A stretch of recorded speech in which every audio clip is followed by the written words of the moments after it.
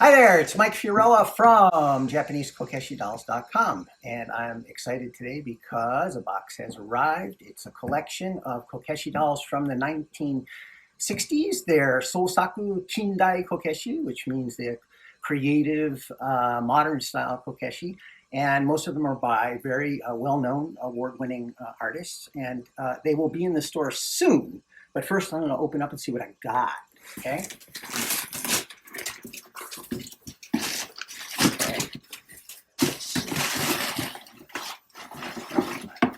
Big doll. Pyrographically detailed, very calm, almost Buddha-like, this doll. Love this doll. It is by Chie Watanabe. Yeah, I'm sure that's going to be hard to read. But anyway, Chie Watanabe. Not a lot known about Chie Watanabe. It's a woman artist. This doll clearly, based on the age and the style, is from the, early 70s, could be back to the 60s, but it's a nice doll. Let's see. This is by Hashime Takahashi, a very well-known Kokeshi artist. He started winning awards around 1959-60 and won a whole bunch of them all through the 60s and into the 70s. This is a very cute, elegant, stylish doll. Love it. Let's see. This is by Kangichi Murakami. Also, very well known for kind of his pyrographic details in his dolls and the kind of like innocent, quiet, peaceful expressions. They kind of generate an aura of peace. Like, I'd love to have these kinds of dolls around. Also very active again in the 60s and into the 70s.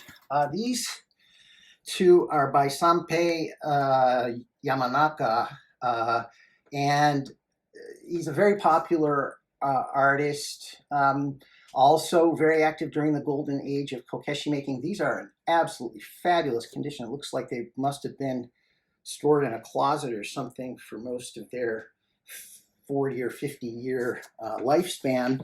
They are super cute. He's a very popular artist, and I love his stuff. This is by Suigai Sato. Suigai Sato, another award-winning artist, very popular both as an artist and as a sort of popular maker of Kokeshi dolls. He made both very creative, time-consuming large dolls, but also this type, which was a little bit more mass-produced, but still absolutely fabulous workmanship. Love that doll. Very, very cute. Probably from around 1970. Often confused with Hashime is Hajime Miyashita. This is not a super, super rare doll. This type of doll was really popular kind of in the late 70s, early 80s, kind of to mid 80s. It's in fabulous condition though, too. It's got a tiny little bit of soiling on the face. I think that'll come off if we just rub it a bit.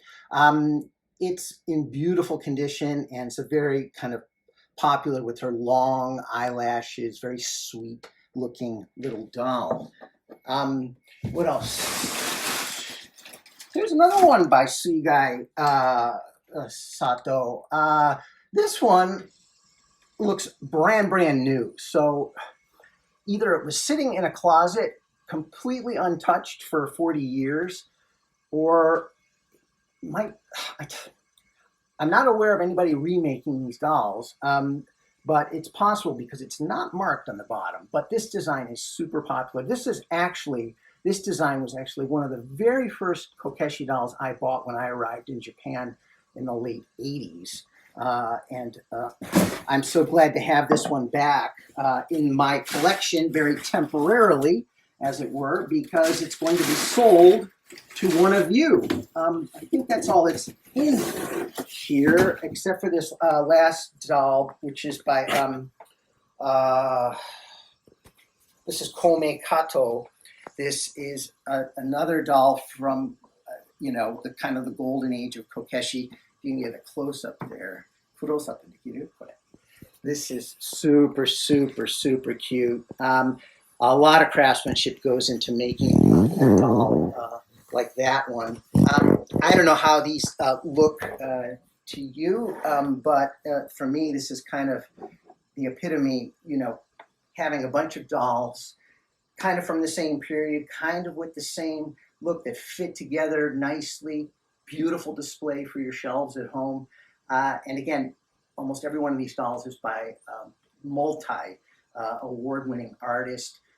They're genuine vintage dolls, mostly from the 60s to early 70s, and they're just great. They'll be in the shop probably in a week. They'll either show up on Japanese kokeshidolls.com or in our Etsy store, which is www.japanesekokeshidolls.etsy.com.